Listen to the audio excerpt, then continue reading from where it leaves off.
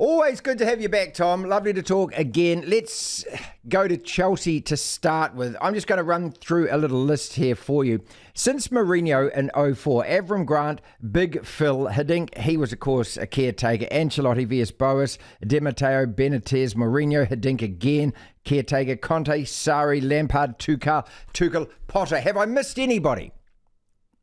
Probably. I wasn't writing it down, but I'm pretty sure you've missed about 600 people. Thank you. From the list that Chelsea have had in that time.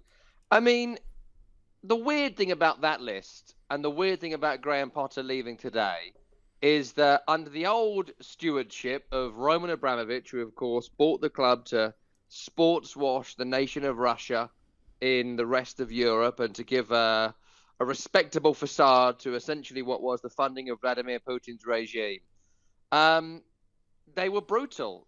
They were brutal because winning things was the name of the game. That was the whole point of Abramovich buying Chelsea, was to make it seem like Russia could come to London and own Europe. And they did it, and it was very successful. The new ownership of Todd Bowley, they sacked Thomas Tuchel, which was weird anyway. It was a weird thing to do. And then they went all out on Graham Potter. Let's not forget, it cost 20 million English pounds to get him out of Brighton. He also brought his first team coach. He also brought his secondary coaches. He also brought the physios. He brought the scouts. He brought the chef. And that's not a joke. He really did buy every member of staff possible at Brighton to come with Graham Potter. And to do all of that, you think, well, it must be true what he says. We believe in Graham Potter. It's a project. He then spent, I mean, I haven't got the numbers in front of me, but 500 to 800 million on players across these two windows. And most of that spent while Potter was in charge in January. And then he sacked him. And none of it makes sense unless the argument that they were building a long-term project around Potter and were happy to write off most of this season to the start of next season, they'd be in good shape. That's the only way it made sense. And then they've sacked him. Now, look, I worked on the Chelsea game last night against Aston Villa, and they were truly abysmal. It was a truly abysmal performance, and it was evident that Unai Emery is a world-class coach at Aston Villa, and Graham Potter at this moment in time is not a world-class coach. Emery changed things in-game that made things better for Villa. Chelsea did not improve as the game went on, to the point where at one point there was a small child near an effects mic yesterday that was coming out in my headphones. And he kept saying, put James on the wing. Put James on the wing. Why is he not putting James on the wing, Dad? The boy was like 6, and he knew more about what Chelsea should be doing than the bloke earning £15 million as Chelsea manager. It made no sense. They were awful, but it doesn't make sense they would sack him now when they could have done this 8 weeks ago and, I don't know, save their league season. It's all incredibly bizarre. Tom, what does it say about Potter? What does it say that the scouts and the other coaches at Brighton were perhaps a little more influential, or is this just a guy that got the club at the wrong time in a rut? I mean, he spent all this money, got all these players, just wrong place, right guy but wrong place, wrong time? I don't know. I really don't. Graham Potter did a pretty decent job at Brighton. It was not spectacular. But so's the new guy. The new guy's kept it on the rails, hasn't he? It's not like Brighton have gone off the rails.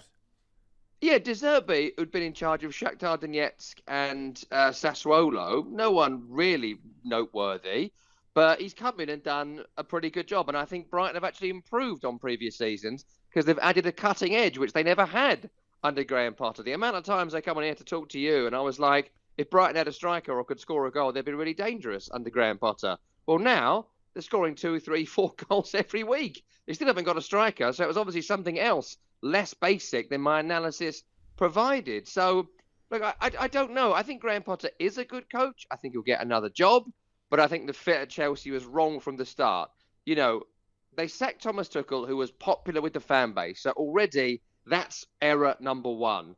They replaced him with someone who had to hit the ground running because, again, they sacked someone who was very popular with the fan base, if not some of the players. But so what? Who cares?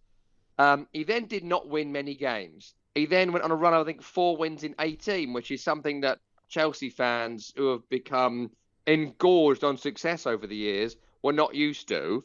All these players came in, and he was trying to make them all settle at the same time. Nobody buys that many players in 2 windows because it's impossible to get that many individual people to settle in a new city and a new team simultaneously. There's a reason nobody does it, because it never bloody works. And yet they threw all these players at him to the point where he couldn't even register some of them in his Champions League squad because he had so many players. You then add that to 14 players injured going into this weekend. I don't know. I don't know if Graham Potter got a poor hand. I do think he has coached badly. They look like a badly coached team. But I don't think anyone could coach to much success what he has been dealt with. So yes and no is the answer. None of it makes sense, really. Let's go to the top of the table then. Tom already had a talk sport with us. We won't be talking about my lot. We won't be talking about Lachlan's lot. There's nothing to talk about. But we will be talking about your lot, because it's not that often that you get a win and us two both lose. But let's talk about Arsenal, Man City. And this Arsenal juggernaut, I'm going to call it a juggernaut. It just rolls on, mate. I'm working out that what they've got 9 games left. If they win 7 of those, the title is theirs. But they are just maintaining. They're doing everything right. Are we both about to change our views on this? Because most of the season we've been thinking that City are going to sneak up on them and take it. I'm still going to wait till the City game. Okay. I'm still going to... I mean, I've gone with City at the start, and I'm going to get no praise for going Arsenal now. So I might as well stick with it. And I'll look either super clever or an idiot come the end of May. But they are great. I mean, they're just great. And all those question marks we had about them, could they maintain it? That has been answered. It has been maintained. Could they cope without Gabriel Jesus for 4 months, their best player? Yeah, they did, and really well.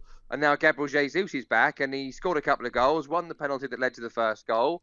Didn't look anywhere near the player of August, September, October, but still looked outstanding playing up front for Arsenal. We spoke about, do they need to add in January to get over the hump in some games second half of the season? They bought Leandro Trossard from Brighton. There were some eyebrows raised. He wasn't their first choice. They wanted Mudryk at Chelsea, who's been utterly diabolical at Stamford Bridge. Got Trossard instead, and he's having an impact in every single game. Can they cope with that? Bukayo Saka, who was ill against Leeds? Yeah, they can. He was terrific. Can they cope with that? Thomas Partey? Yeah, Jorginho plays and plays really well when he comes in. Like, every single thing has led to an answer in the affirmative. Even losing the partnership of Saliba and Gabriel this weekend. Rob Holding came in and looked real solid against the Leeds team, who always give you a tough game. They lose a lot, Leeds, but you have to beat them. And Arsenal did. You know, every single element has been incredibly impressive. They can lose against someone. They can lose against City and still be champions from the point they are currently at. Incredibly impressive. I think it's theirs to lose, but I don't know. It's still next year, if they're champions, I'll back them. This year, I'm still not doing it. Man City doing the business against Liverpool, put 4 past them, of course, and that's with Haaland not playing. So, you know, I mean, these two teams so far ahead of everyone else. I want to go down the bottom of the table, though. And just to remind you again that Bournemouth were getting relegated. I can play you back these quotes if you want, but Bournemouth seem to be actually on a little bit of a tear at the moment. Yeah, look, I still think Bournemouth will go down, and I'll stand by it until the final whistle on the season, because I think in the end, in the Premier League, from watching this league as many years as I have and working on as many games as I have, I think in the end, quality pays.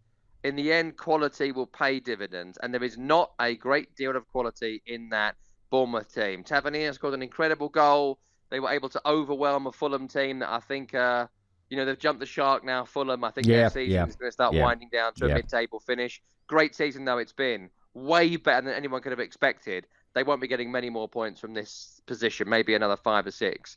And Bournemouth, the thing is about Bournemouth, right, and I still think they'll go down, so I don't take that back, but they play like they don't want to go down. And I love that about Bournemouth. If you watch some of the other teams that you may ask me about in that mix, I don't know if they've realised the problems that they are in. I don't know if the players have a zest for keeping the club they are at in this division. At Bournemouth, I don't question that with a single one of the players or the manager. The fact a squad that poor is not relegated already is testament to Gary O'Neill and the job he's done. But I still think they'll go in the end. Yeah, a couple of South Coast teams look as though they are gone, aren't they? I mean, Southampton, they're kind of clinging desperately to life. But look at Leicester City, mate. What a slide. If this team gets relegated, this is a team that won the title in 2016, remember? Yeah, I mean, Leicester's a funny one. I mean, sacking Brendan Rodgers now as well is a bit mad. It's a really mad thing to do because it's been evident the fit hasn't been right for such a long time. The players have stopped playing for Brendan Rodgers a long time ago. Brendan Rodgers has felt really disinterested this season, week in, week out, about Leicester City, and this could have been done in November. The fact they've plodded on to the 1st of April seems really odd.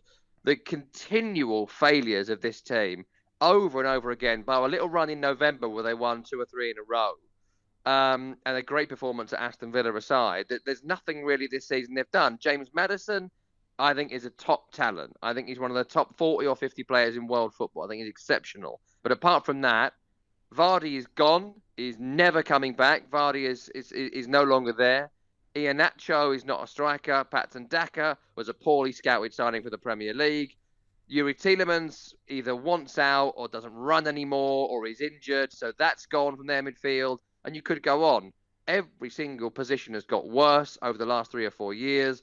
The investment over time has not been there, and I think that is now being reaped. What has been sowed over the last 3 or 4 seasons. What they do now, I simply don't know.